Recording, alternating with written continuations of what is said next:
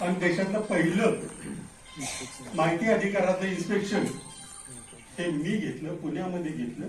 कुठल्याही कार्यालयामध्ये जाऊन सामान्य माणसाने फायली बघावं आणि त्या बघायला मिळाव्यात अशी ती देशातली पहिली घटना होती. त्यानंतर मला त्याचं महत्व समजलं आणि आज झगडे सर, एक गोष्ट असते त्याच्यामध्ये, तुम्हाला चांगले अधिकारी भेटले की त्यांच्याकडून काम करून घेणं ही तुमची जबाबदारी असते. आम्ही 2 गोष्टी केल्या ज्या फक्त पुण्यामध्ये, ज्याचा मला आनंद वाटतो. इतर ठिकाणी झगडे साहेबांनी चालू केल्या होत्या पण त्या बंद पडल्या, पण पुण्यात आजही चालू. एक तर आरटीआय लायब्ररी, जे सगळे डॉक्युमेंट तिथे ठेवलेले आहेत, आता लोक बघत नाहीत, हा वेगळा मुद्दा.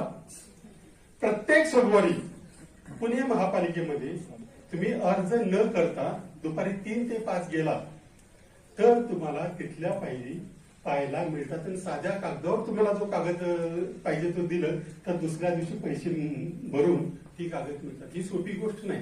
भारतात एकमेव पुणे शहरामध्ये ती योजना चालू आहे आणि ही साधी गोष्ट नाही. त्यांनी काय होते म्हणून चालू झालं, त्यांनी केलंच केलं, पण ती नंतर चालू ठेवणं ही नागरिकांची जबाबदारी होते.